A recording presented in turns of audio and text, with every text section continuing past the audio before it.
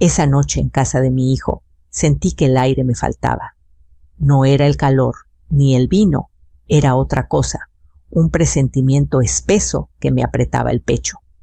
Mientras todos reían en la mesa, mi corazón latía como si ya supiera una verdad que mi mente se negaba a aceptar. Me levanté en silencio, sin que nadie se diera cuenta, y caminé por el pasillo oscuro. Cada paso resonaba como un golpe en mi memoria. Entonces lo vi. Y en ese instante comprendí que mi hijo ya no era el niño que había criado. Era un extraño que me ocultaba algo capaz de romperme para siempre. Nunca imaginé que una simple invitación a cenar pudiera marcar el comienzo de una herida que tardaría años en cerrarse. Cuando mi hijo me pidió que fuera a su casa aquella noche, su voz sonó amable, casi cariñosa. «Ven, mamá, quiero que pases un rato con nosotros». «Hace tiempo que no te veo», me dijo. Yo dudé un momento, porque con los años una aprende a escuchar no solo las palabras, sino también los silencios que las rodean. Sin embargo, la nostalgia pudo más que la duda. El recuerdo de cuando él era pequeño, de sus abrazos llenos de migas de pan y de risas inocentes, me empujó a aceptar. Llegué cuando el sol apenas se desvanecía en el horizonte. La casa esa misma que alguna vez había ayudado a comprar con mis ahorros lucía distinta, más moderna, más fría. Las luces eran blancas y fuertes, y todo tenía ese olor a limpieza exagerada que no te hace sentir cómoda, sino vigilada. Las paredes estaban casi vacías, sin fotos familiares, sin rastros de memoria. Me recibió su esposa con una sonrisa corta, forzada, de esas que nunca llegan a los ojos. Mi hijo apareció detrás de ella y su abrazo fue rápido, casi como una obligación, no como un gesto de amor. Nos sentamos a la mesa. Era una cena abundante, demasiado perfecta. Platos bien acomodados, copas que brillaban bajo la luz, una botellita de vino que él mismo abrió con cuidado. Me observaba de reojo, como si temiera que yo notara algo fuera de lugar. Yo intenté actuar con normalidad, aunque por dentro algo me inquietaba.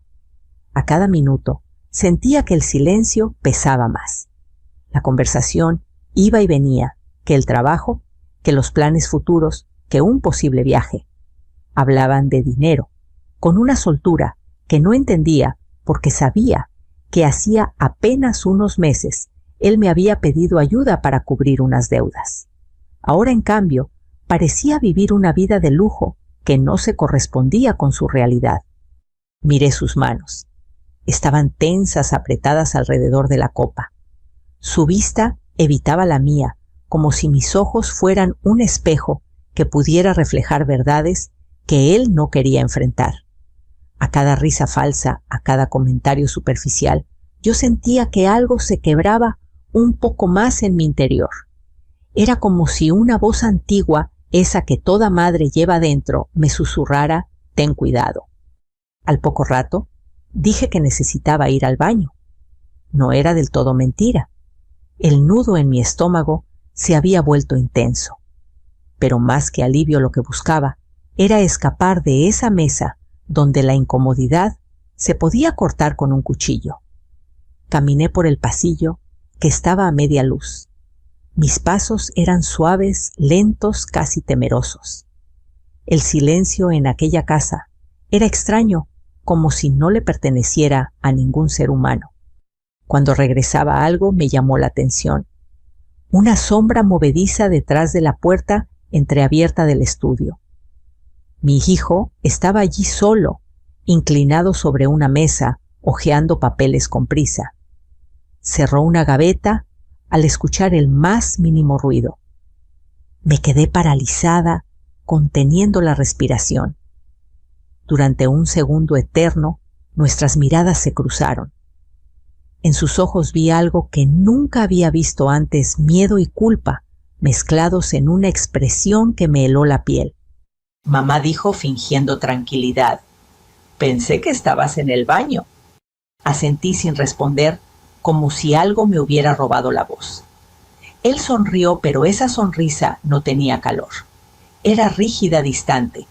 Salí de allí con el corazón latiendo tan fuerte que casi podía escucharlo en mis oídos. Regresé a la mesa y me senté en silencio sin poder probar bocado. A partir de ese momento, cada minuto se volvió una eternidad. La cena continuó como si nada hubiera pasado, como si no hubiera descubierto aquella sombra en su mirada. Pero yo ya no podía engañarme. Algo oscuro se movía bajo esa aparente tranquilidad. Cada objeto en la casa me parecía parte de un escenario cuidadosamente armado. La decoración, la comida, la amabilidad fingida. Todo era una fachada. Recordé otras señales que había ignorado en los últimos meses, llamadas cortas excusas, promesas rotas. Recordé el modo en que había evitado hablarme de su trabajo, como si ese tema le quemara la lengua. Todas esas pequeñas omisiones, esos silencios prolongados, comenzaban a encajar en una imagen aterradora. Aún así, una parte de mí se negaba a aceptar la realidad. Debe haber una explicación, pensaba. Un malentendido, un problema laboral, cualquier cosa menos aquello que mi corazón empezaba a sospechar. Porque hay un dolor que ninguna madre está preparada para sentir, el de descubrir que su propio hijo es capaz de ocultarle la verdad con tanta frialdad. Cuando por fin me despedí, él me acompañó hasta la puerta. Su mano tocó mi hombro y por un instante volvió a ser el niño que alguna vez me pidió que nunca lo dejara solo. Pero en ese contacto ya no había amor, solo una mentira más. Caminé de regreso a mi casa, con la certeza de que nada volvería a ser igual. Esa noche, mientras el silencio me abrazaba en la oscuridad de mi cuarto, comprendí algo terrible no estaba entrando en un simple conflicto familiar. Estaba a punto de descubrir un secreto que iba a romper todo lo que creía saber sobre la persona que más había amado en esta vida. Esa noche no conseguí dormir. Mi cama, que durante años había sido un refugio cálido, se convirtió en una extensión de mis pensamientos inquietos.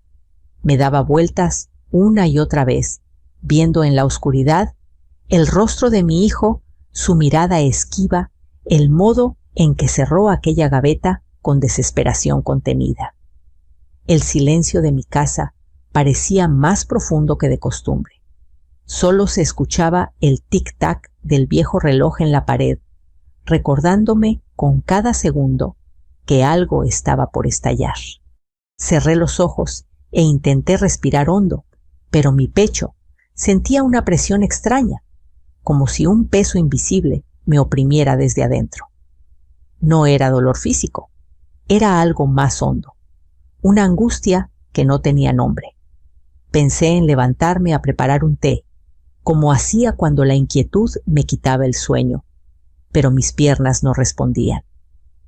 Me quedé ahí, inmóvil, hasta que el recuerdo del rostro de mi hijo volvió a imponerse más fuerte que cualquier cansancio. No podía seguir fingiendo que no había visto nada, y sin embargo, otra parte de mí se resistía a la verdad. Tal vez exagero, me dije en voz baja, hablando a la nada. Tal vez está pasando por un mal momento, tal vez solo eran papeles del trabajo. Pero aquellas palabras apenas lograban engañarme a mí misma durante unos segundos.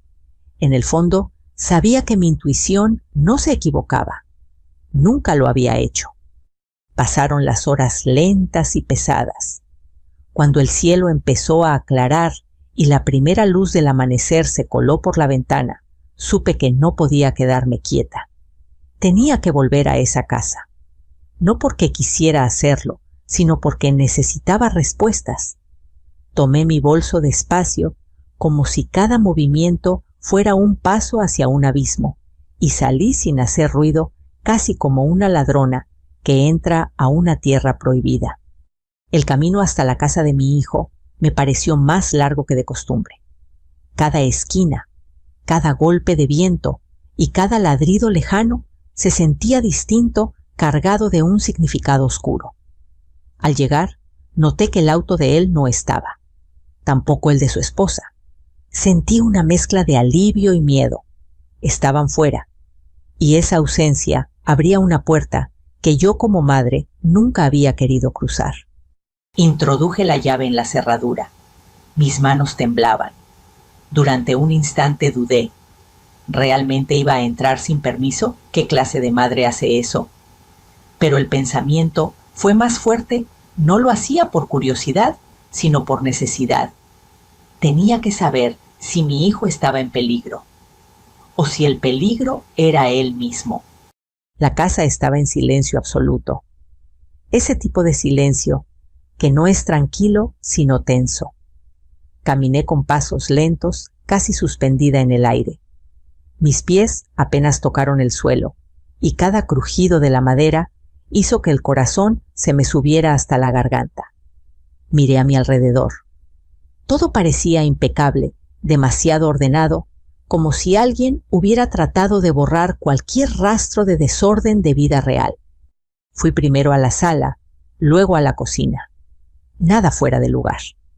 O tal vez todo lo estaba, pero de un modo que no se nota en la superficie. Finalmente, mis pies me llevaron sin que yo se lo ordenara al estudio. La misma habitación donde la noche anterior había visto aquella sombra encorvada sobre la mesa. La puerta estaba cerrada, pero no con llave. La empujé suavemente. El aire dentro del cuarto era distinto, más pesado, como si guardara secretos que llevaban tiempo encerrados allí. Mis ojos recorrieron cada rincón con cuidado, registrando todo el escritorio, la computadora apagada, unas carpetas acomodadas en una esquina. El corazón me latía con fuerza cuando me acerqué a la mesa. No sabía exactamente qué buscaba. Solo sabía que debía encontrar algo. Sobre el escritorio había una libreta. La abrí con manos temblorosas. No eran apuntes normales. No eran listas de trabajo ni recordatorios cotidianos. Eran números. Muchos números. Cantidades fechas. Nombres de personas que no reconocía. Algunas palabras estaban subrayadas: urgente último plazo, transferencia final. Tragué saliva. Ese no era un simple cuaderno. Era un registro de algo oculto. Seguí revisando sin atreverme a tocar demasiado. En un cajón medio escondido bajo unos papeles viejos, encontré sobres con logotipos de bancos que no conocía. Algunos estaban abiertos, otros rotos con desesperación. Uno de ellos tenía una frase escrita a mano: si no pagas antes del viernes, ya sabes lo que pasará.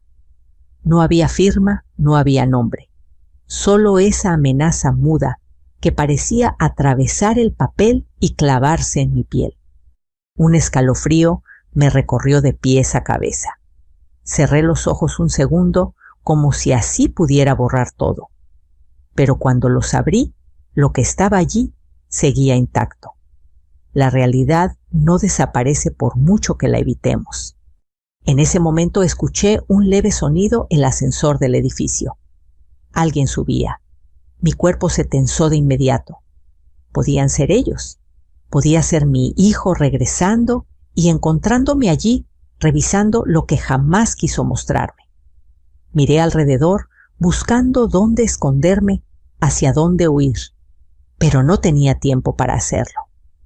Me quedé inmóvil, aguantando la respiración. Los pasos se escucharon en el pasillo. Se detuvieron frente a la puerta del apartamento. Luego el sonido inconfundible de las llaves. Mi mente se nubló. No ahora, por favor. Pensé casi suplicando en silencio. Pero en ese preciso instante, el ruido se alejó de nuevo. Eran pasos de un vecino. No eran ellos. El peligro inmediato pasó, pero dejó tras de sí un miedo más profundo. Sabía que no podía quedarme más tiempo. Guardé mentalmente cada detalle que había visto. No me llevé nada. No moví nada del lugar. Solo memoricé la verdad pieza por pieza, como un rompecabezas roto. Salí del estudio, cerré la puerta con cuidado y caminé de regreso hacia la entrada. Antes de irme, una última cosa llamó mi atención. Sobre una repisa había una fotografía vieja. Era yo más joven, abrazando a mi hijo cuando él tenía 5 o 6 años. Sonreíamos, éramos felices. Esa imagen en ese lugar parecía un acto cruel, una burla. Tomé la foto un instante, sentí el borde desgastado con los dedos y la volví a dejar donde estaba. No era el momento para aferrarme al pasado. Cerré la puerta detrás de mí con suavidad. Cuando estuve en la calle, respiré hondo. El mundo seguía su curso. La gente caminaba, los autos pasaban el cielo, era azul como cualquier otro día. Pero para mí todo había cambiado. Ya no era solo una madre preocupada. Ahora conocía una parte de la verdad, y esa verdad apuntaba en una sola dirección. Mi hijo estaba metido en algo peligroso. Algo que tarde o temprano también me alcanzaría a mí. Y mientras caminaba de regreso a mi hogar, comprendí que el silencio de una madre puede ser más poderoso que cualquier grito. Yo no había dicho una sola palabra, pero dentro de mí algo comenzaba a despertarse. Durante el camino de regreso a mi casa, las imágenes del estudio de mi hijo no dejaban de repetirse en mi mente. Las hojas llenas de números, los sobres rotos, la amenaza escrita a mano. Todo parecía una mala película, una de esas historias que solo les ocurren a otros. Sin embargo, la realidad me golpeaba con cada paso que daba sobre la banqueta. Aquello no era ficción, era mi vida.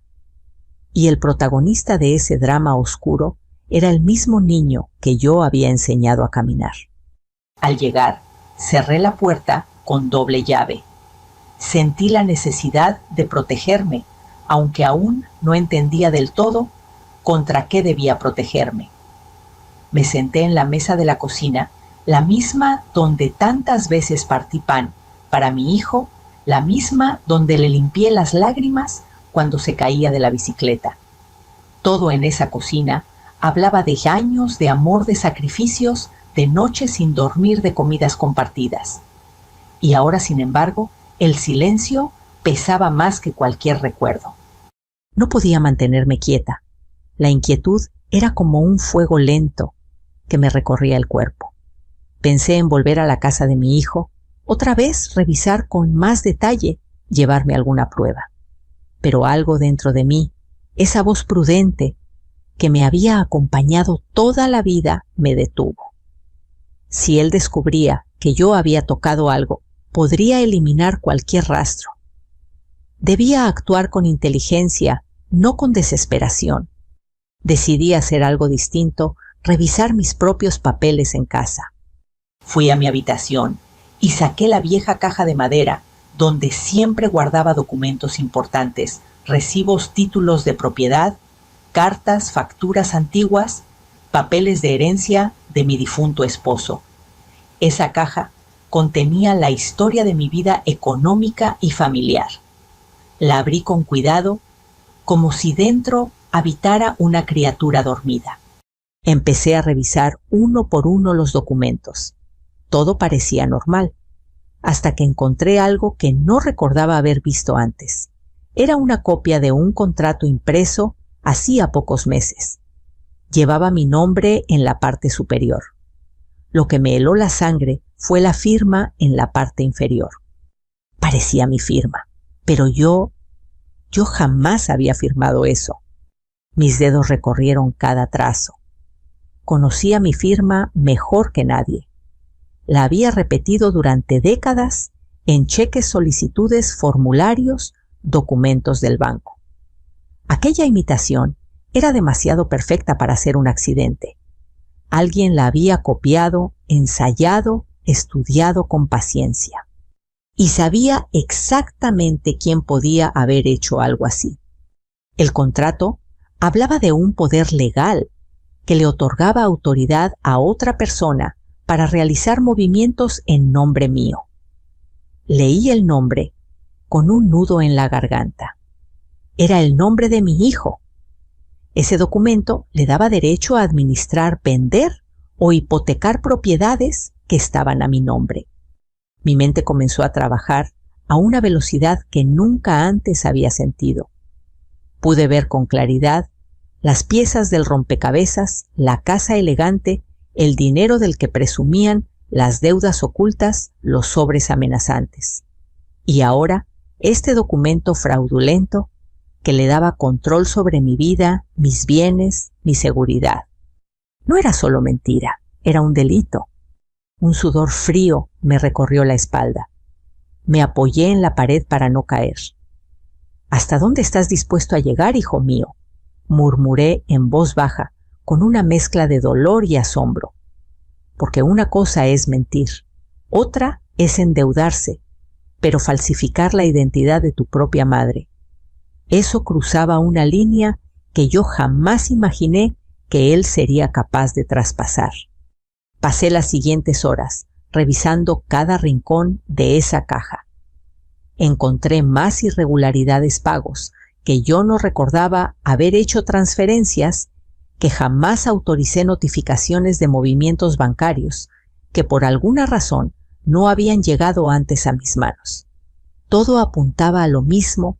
Alguien había estado manipulando mis cuentas usando mi nombre como una puerta abierta. Y ese alguien era mi propio hijo. Me senté de nuevo a la mesa, con una pila de papeles frente a mí, como si estuviera observando el expediente de un desconocido. Pero no lo era. Era la prueba en papel de la traición más profunda que una madre puede experimentar. Sentí como mis manos comenzaban a temblar, primero de rabia, luego de tristeza, luego de una decepción que iba más allá de las palabras. Recordé su rostro de niño cuando corría hacia mí después de la escuela. Recordé sus manos pequeñas, envolviendo las mías, confiando en que yo siempre estaría ahí, para protegerlo. ¿En qué momento se había perdido ese niño? ¿Cuál fue el punto exacto donde el amor se transformó en interés y el respeto en simple conveniencia? Quise llorar, gritar, llamarlo por teléfono y exigir explicaciones, pero no hice nada de eso. Por primera vez en toda mi vida, dentro de mí, nació una calma extraña. No una calma de resignación, sino una calma peligrosa, lúcida, consciente. La calma de quien deja de ser víctima para convertirse en testigo. Comprendí que la verdad no debía ser confrontada con lágrimas, sino con inteligencia. Tomé una hoja en blanco y empecé a anotar todo lo que recordaba de la noche anterior y de lo que había visto en su estudio, las palabras, los números, los nombres, las amenazas. Escribí con letra firme, ordenada.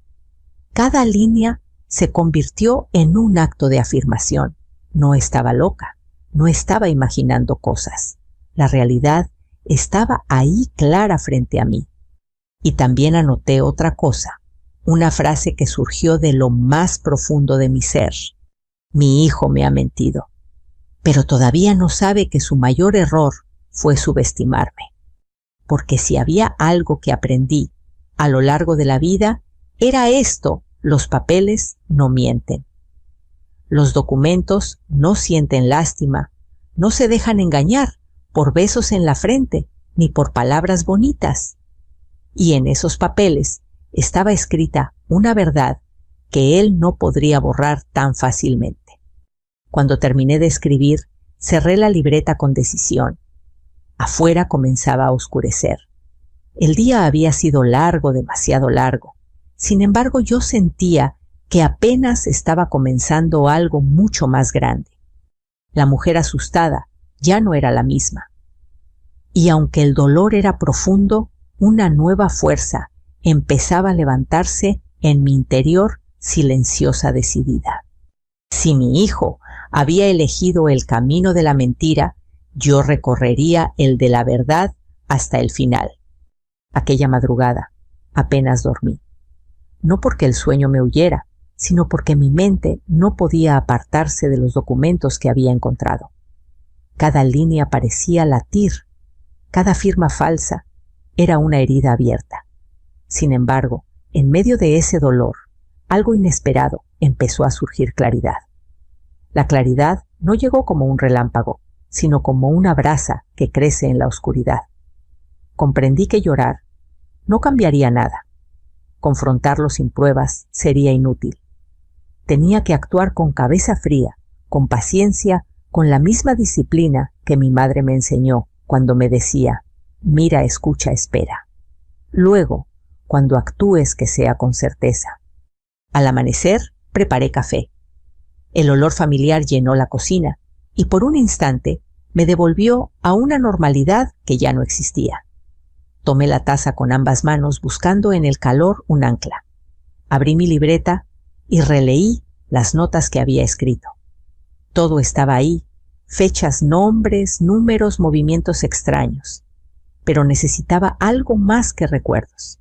Necesitaba respaldo. Necesitaba testigos. Necesitaba una mente fría tan acostumbrada a leer verdades ocultas como la mía empezaba a hacerlo. Pensé en Elena, una amiga que trabajó toda su vida como abogada. No éramos íntimas, pero había en ella una honestidad que siempre respeté. Llamarla fue una decisión difícil. ¿Cómo explicarle que sospechaba de mi propio hijo sin que la voz se me quebrara? Aún así, marqué su número. «Elena». «Soy yo», dije intentando que sonara normal. «Necesito hablar contigo, algo serio». Hubo un silencio breve, luego su voz se volvió suave, atenta. «Dime qué pasa». No le conté todo, solo lo imprescindible que había encontrado documentos con mi firma que yo no había firmado, que temía un uso indebido de mis bienes. No mencioné nombres al principio. Quería escuchar su reacción sin contaminarla con mis emociones. «Tienes que protegerte», dijo con firmeza. «Nadie puede usar tu nombre sin tu consentimiento. Si lo están haciendo, es un delito. Reúne todo lo que tengas. Fotos, copias, fechas, cualquier detalle. Yo te ayudo a ordenar eso, pero debes ser muy cuidadosa. Quien te está haciendo esto podría intentar borrarlo todo». Asentí, aunque no podía verla. Su advertencia confirmó lo que yo ya intuía estaba entrando en territorio peligroso. Agradecí su ayuda y colgué con una sensación extraña, miedo sí, pero también una extraña tranquilidad. Por fin alguien más sabía. Ya no estaba sola. Ese mismo día empecé a trabajar como si me estuviera preparando para una batalla silenciosa. Tomé cada documento sospechoso y lo fotografié con mi antiguo celular. Luego los guardé en un sobre especial lejos de miradas curiosas. Empecé a revisar mis cuentas en el banco una por una. Descubrí movimientos que jamás recordaba haber autorizado, retiros pequeños, transferencias, encadenadas, depósitos extraños. Todo ocurría en fechas en las que yo había estado en casa tranquila, ajena a cualquier trámite. Una parte de mí se sorprendía de no haberlo notado antes. Otra parte entendía el por qué había confiado demasiado. La confianza, entendí entonces, puede ser un regalo o una ceguera. Yo la ofrecí con amor. Alguien la usó como una herramienta. Durante las llamadas siguientes, con Elena, fui reuniendo las piezas. Ella me ayudó a comprender el alcance legal de lo que estaba sucediendo. Habló de delitos de falsificación, de abuso de confianza. Palabras que jamás pensé pronunciar cuando se trataba de mi propio hijo. Y sin embargo, allí estaban. «No quiero venganza», le dije un día. «Solo quiero que todo pare, que vuelva la paz». «La paz no siempre llega». «Sin poner límites», respondió.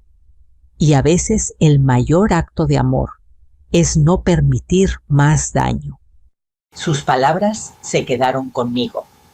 Entonces tomé una decisión que cambiaría el rumbo de todo empecé a planear en silencio. No para destruirlo, sino para protegerme. Pedí citas en el banco sin que nadie lo supiera. Moví algunos ahorros a otra cuenta segura que solo yo podía tocar. Reuní pruebas. Sellé, sobresnumeré fotografías, como si organizara un archivo secreto. Cada pequeña acción era un acto de recuperación de mi dignidad, de mi control de mi vida. Y mientras tanto, seguí actuando como siempre cuando hablaba con él.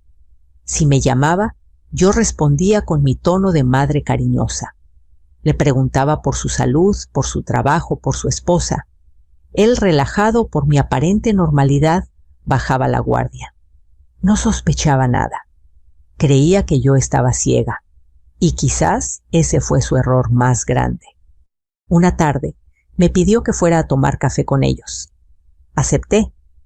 Al verlos, noté que estaban más nerviosos que de costumbre. Hablaban rápido, se miraban entre sí. Me ofrecieron pastel, sonrisas, palabras dulces. Yo los observaba con serenidad. Por dentro, cada gesto suyo confirmaba mis sospechas. Por fuera, yo era la misma madre de siempre. «Te ves un poco cansada, mamá», comentó él. «Es la edad», respondí suavemente. «Pero todavía tengo ojos para ver y mente para pensar». No lo dije con intención acusadora. Sin embargo, en sus pupilas vi un destello de algo que no supe descifrar. Temor, desconfianza, tal vez ambos. Cuando regresé a casa esa noche, me miré al espejo durante largo rato. Vi las arrugas, las canas, el cuerpo que ya no es joven. Pero también vi algo más, la fuerza de todas las mujeres que habían resistido antes que yo, mi madre, mi abuela, las que trabajaron la tierra, las que levantaron familias, las que sobrevivieron silencios, y supe que estaba hecha del mismo material. Esa mujer reflejada frente a mí ya no tenía intención de callar, pero tampoco de gritar sin sentido. Su arma sería la calma, su escudo la verdad, su aliado el tiempo. Porque mi hijo podía haber creído que yo era débil por no hablar. Pero no entendía lo más importante: el silencio de una madre no siempre es resignación. A veces es estrategia. A veces es el lugar donde se gesta la decisión más poderosa de todas. Yo aún no sabía exactamente cómo terminaría todo. No conocía cada paso que debía dar. Pero una cosa la tenía clara. No volvería a permitir que nadie, ni siquiera mi propio hijo, decidiera quién era yo o lo que merecía. A partir de ese día, comencé a actuar como si mi mundo se estuviera apagando lentamente. No era una actuación grotesca ni exagerada. Era una fragilidad sutil, creíble, casi triste. Dejé de arreglarme. Como antes, caminé más despacio, suspiré más a menudo. Si mi hijo pasaba a visitarme, encontraba a una madre callada, sentada junto a la ventana, mirando sin ver el movimiento de la calle. Y cada vez que me preguntaba si estaba bien, yo solo respondía con una sonrisa pequeña, cansada: «Es la edad, hijo. El cuerpo ya no responde como antes». Esas palabras parecieron tranquilizarlo de inmediato.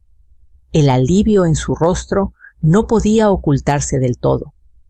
Para él, mi cansancio era una bendición disfrazada, una desaceleración que allanaba el camino para que él tomara decisiones en mi lugar. Al poco tiempo, empezó a hacer insinuaciones suaves en tono casi preocupado. «He pensado mucho en ti, mamá. Tal vez ya no sea seguro que vivas sola. Yo podría buscarte un lugar donde te cuiden, donde tengan enfermeras, doctores. Todo lo que necesitas», me decía, fingiendo ternura. «¿Un asilo?», pregunté sin alterar mi voz. «No es un asilo, es una residencia, un lugar bonito». «Para que puedas descansar tranquila», respondía, evitando mi mirada. Sentí como esas palabras me atravesaban como agujas finas. No porque temiera envejecer o recibir ayuda. Lo que dolía era ver con tanta claridad el deseo que se escondía detrás sacarme de mi casa para que mis bienes quedaran libres, desocupados, listos para ser vendidos, usados, convertidos en dinero. Si tú crees que es lo mejor, dije finalmente bajando la mirada. A partir de ese momento algo cambió en él. Comenzó a ir y venir, con papeles, hablar por teléfono, a escondidas, tomar medidas, preguntar precios. Creía que yo no entendía nada de lo que hacía. Y en su mente yo ya no era una persona, sino un trámite pendiente. Pero cada uno de sus pasos alimentaba mi plan. Mi amiga Elena seguía asesorándome en silencio. Me explicó que con las pruebas que había reunido podíamos iniciar un proceso legal serio. Sin embargo, también coincidió conmigo en una cosa: antes de enfrentar la ley, necesitábamos que él y su esposa mostraran su verdadera cara, que quedaran atrapados en sus propias decisiones. Así que poco a poco dejé que la cuerda girara alrededor de ellos. Él empezó a visitar mi casa con más frecuencia. Revisaba mis muebles, hablaba de remodelaciones que nunca había pedido. Comentaba en voz alta lo bien ubicada que estaba la propiedad. Lo escuchaba decirle a su esposa: «Esta zona vale mucho. Si logramos venderla pronto, todo se arregla». Y yo fingía no entender mientras servía agua para el café. «Mamá, deberíamos pensar en vender tu casa», propuso una tarde con una falsa sonrisa conciliadora. «Es demasiado grande para ti. Con ese dinero podrías vivir tranquila en cualquier parte. Ya no tendrías preocupaciones». Lo miré con calma. Por dentro todo mi corazón latía como un tambor de guerra. «¿Vender mi casa?», repetí en voz suave. «Aquí están mis recuerdos». «Pero los recuerdos van contigo», insistió. «La casa solo son paredes. Y tú solo eres sangre», pensé, pero no lo dije. Asentí lentamente como si la idea comenzara a convencerme. «Tal vez tengas razón». Ese fue el instante exacto en que él creyó que había ganado. A partir de ese día, su trato hacia mí se volvió más seguro, más confiado, incluso un poco distante. Ya no fingía tanto cariño, porque en su mente yo había dejado de ser un obstáculo. Era apenas un estorbo que pronto desaparecería del camino. Su esposa, en cambio, no podía ocultar su impaciencia. Cada vez que venían a verme, observaba mi casa con ojos calculadores, como si ya estuviera repartiendo mentalmente cada habitación, cada mueble, cada objeto de valor. Un día incluso se atrevió a decir: «Podríamos redecorar todo esto, darle un estilo más moderno». «Es mi casa», respondí suavemente. Hubo un silencio incómodo. Luego mi hijo intervino rápido. Claro, solo era un comentario. Pero ya era demasiado tarde. La semilla de su verdadera intención había quedado expuesta. Mientras tanto, yo seguía reuniendo pruebas. Grabé algunas conversaciones sin que lo notaran. Guardé capturas de mensajes donde él hablaba de dinero, de plazos de vender. Noté en su celular llamadas frecuentes de números desconocidos. Elena logró rastrear uno de esos números hasta un hombre relacionado con préstamos ilegales. Eso explicaba la libreta, las amenazas, la desesperación. Mi hijo estaba desesperado. Y la desesperación convierte al ser humano en algo que ni él mismo reconoce. Poco antes de que mi plan tomara su forma definitiva, recibí un mensaje de él que aún recuerdo palabra por palabra. «Mamá, todo estará mejor cuando firmes los papeles. Confía en mí». Leí esa frase una y otra vez. «Confía en mí». Era casi irónico, porque fue justo en ese momento cuando comprendí que la confianza ya no era una opción. Ahora todo dependía de la verdad, de mi defensa, de mi límite. Esa noche, sentada en mi cama, volví a mirar la foto antigua que había visto en su casa. el niño abrazándome, la sonrisa inocente. Lo besé con los labios temblando. «Ojalá nunca hubieras tenido que llegar tan lejos, hijo mío», susurré. Después guardé la foto en un cajón y saqué en su lugar el sobre donde había reunido todas las pruebas. Lo coloqué con cuidado sobre la mesa de noche. Pasé mi mano por encima de él, sintiendo el papel, el peso de cada evidencia. Y en ese momento supe que el plan estaba listo. La trampa del orgullo ya se había cerrado lentamente alrededor de ellos. Y aún ni siquiera se habían dado cuenta. El día de la reunión llegó sin grandes anuncios, sin truenos ni señales en el cielo. Sin embargo, dentro de mí todo parecía temblar. El aire se sentía más delgado, como si hasta la atmósfera supiera que algo irreversible estaba por suceder. No le dije a nadie cómo me sentía. Me vestí con calma. Elegí un vestido sencillo, limpio, digno el mismo que usaba en ocasiones importantes cuando mi difunto esposo aún estaba a mi lado. Aquella tela no era solo ropa, era una armadura tejida de recuerdos de respeto por mí misma. Mi hijo había insistido en que nos reuniéramos en familia en su casa. Decía que allí podríamos hablar con tranquilidad sin interferencias de terceros. Yo acepté sin discutir. No quería que sospechara que algo más grande se había puesto en movimiento. Elena, en cambio, me sugirió que cambiáramos el lugar a su despacho legal. Así todo quedará registrado y estarás protegida, me dijo en voz baja. Yo asentí. Tenía razón. La verdad no debía revelarse en una sala de estar decorada con mentiras, sino en un espacio donde la justicia pudiera sostenerla. Llegué primero. El despacho era sobrio, con muebles de madera oscura, olor a libros y a documentos antiguos. Sobre la mesa principal, Elena había colocado una carpeta gruesa donde estaban ordenadas todas las pruebas, las copias del contrato falso, los movimientos bancarios, las grabaciones de voz, las fotografías de los documentos en su estudio, las amenazas anónimas, incluso la cronología completa de todo lo ocurrido. Verlo allí, tan claro, tan evidente, me produjo una mezcla de alivio y tristeza profunda. Minutos después, escuché pasos en el pasillo. La puerta se abrió y entraron ellos. Mi hijo primero, con una expresión de aparente tranquilidad. Detrás su esposa tensa, con los labios apretados.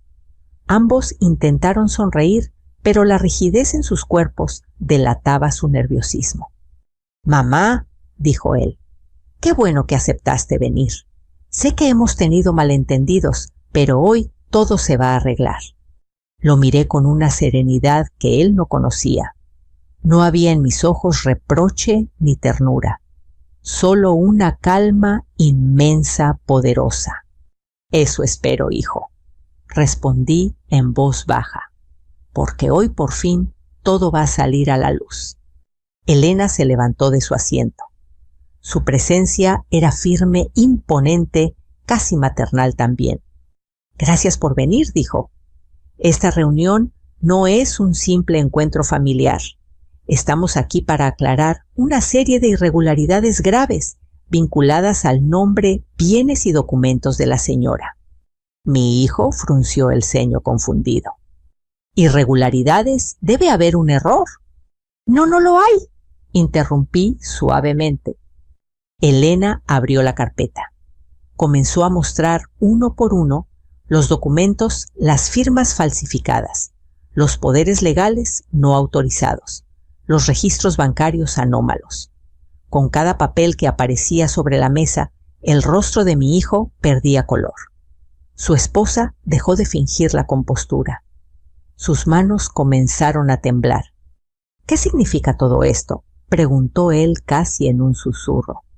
«Significa que utilizaste mi nombre sin mi consentimiento», le respondí, mirando directamente a sus ojos. «Significa que intentaste vender mi casa, mover mi dinero, controlar mi vida sin que yo lo supiera. Significa que cruzaste una línea que nunca debiste cruzar. Su esposa dio un paso atrás como si quisiera huir. Eso no es verdad, murmuró. No saben en qué contexto. Elena entonces presionó un pequeño botón y en la sala comenzó a escucharse una grabación. Era la voz de mi hijo clara e inconfundible, hablando de dinero de vender, de resolver todo pronto, de sacarme de la casa. Cada palabra cayó como una piedra en el silencio. «Apágala», gritó él, perdiendo por completo el control. Yo seguí sentada sin moverme, mientras lo observaba desmoronarse frente a mí. No sentía odio, solo una tristeza infinita al ver lo que se había convertido. Entonces la puerta volvió a abrirse. Esta vez no eran más familiares ni abogados. Eran 2 agentes acompañados por un funcionario legal. Elena me miró y asintió casi imperceptiblemente. «Señor», dijo uno de ellos mirando a mi hijo, «queda usted bajo investigación formal por falsificación de documentos, fraude y abuso de identidad». «Y usted también, señora», añadió dirigiéndose a su esposa. Ella comenzó a llorar en silencio. Él se quedó inmóvil, como si todo su cuerpo se hubiese petrificado. «¿Esto lo planeaste tú?», me preguntó con una mezcla indescriptible de rabia y dolor. Le sostuve la mirada. «No, hijo», le respondí con voz tranquila. «Lo planeaste tú mismo. Yo solo dejé de callar». Las palabras quedaron suspendidas en el aire, cargadas de todo lo que nunca nos habíamos dicho. Durante un segundo eterno, lo único que vi frente a mí no fue a un criminal, sino a un niño perdido en sus propios errores, atrapado por decisiones que jamás había imaginado tomar. Pero ese niño ya no era mi responsabilidad. El hombre que tenía frente a mí debía enfrentar las consecuencias. Los agentes tomaron sus datos, se llevaron las carpetas y la sala quedó en un extraño silencio. Mi hijo fue escoltado hasta la puerta sin resistencia, sin palabras. Antes de salir, se giró una última vez. «¿Valió la pena?», preguntó con la voz rota. No respondí enseguida. Miré la mesa, los papeles, mis manos envejecidas que durante tantos años trabajaron por él. Lo que valía la pena, le dije finalmente, era la verdad y la dignidad. Y esas, hijo, nunca se negocian. Cuando salieron, sentí que el peso de meses, tal vez años, se desprendía lentamente de mis hombros. No porque me sintiera victoriosa, sino porque por primera vez en mucho tiempo podía respirar sin sentir que alguien me estaba robando el aire. Elena se acercó y puso una mano sobre la mía. «Fuiste valiente», me dijo. Yo cerré los ojos por un segundo. En el fondo de mi corazón no quería ser valiente. Habría preferido seguir siendo solo una madre en paz. Pero la vida no siempre nos da esa opción. A veces la vida nos empuja a convertirnos en algo más, en la guardiana de nuestra propia verdad. Y aquella noche, al salir del despacho y sentir el viento fresco sobre mi rostro, supe que ya nada tendría poder sobre mí de nuevo. Los días que siguieron a aquella noche fueron extrañamente silenciosos.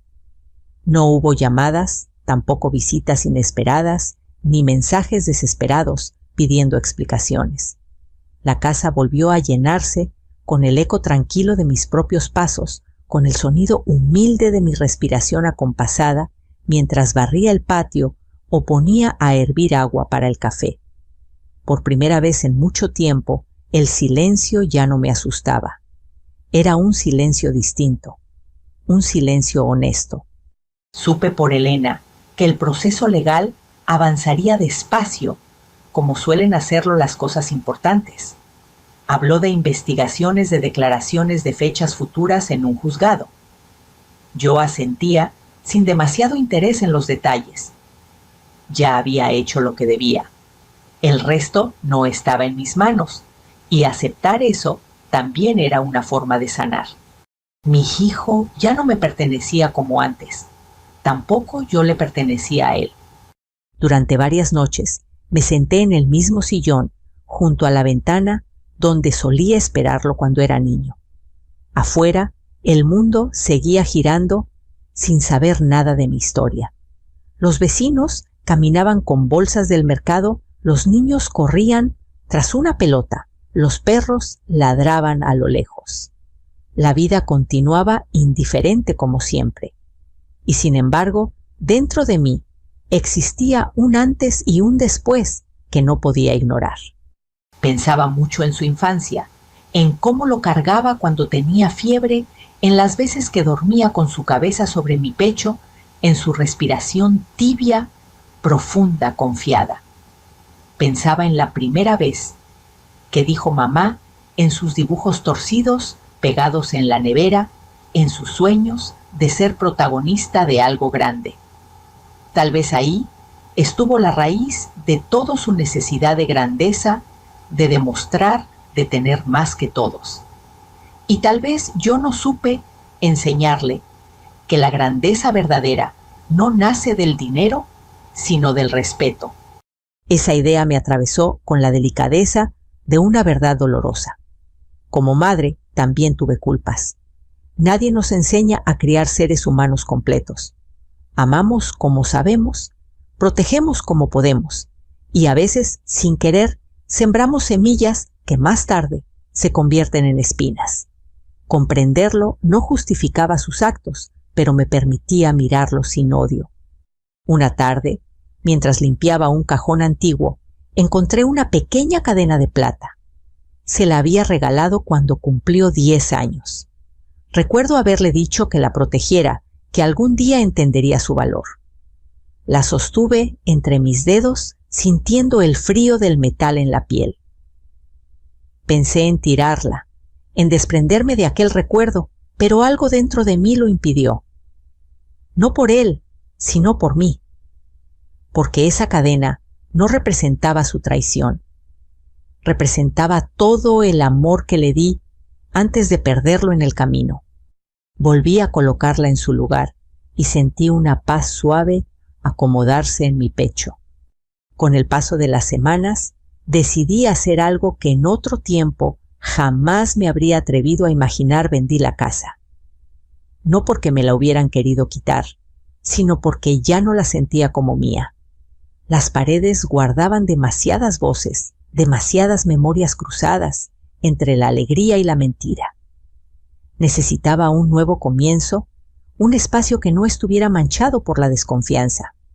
Me mudé a un lugar pequeño sencillo, lleno de luz. Desde la ventana se veía un jardín comunitario donde ancianas como yo regaban flores con manos arrugadas pero felices. Por primera vez en años me sentía parte del mundo nuevamente. Nadie sabía mi historia.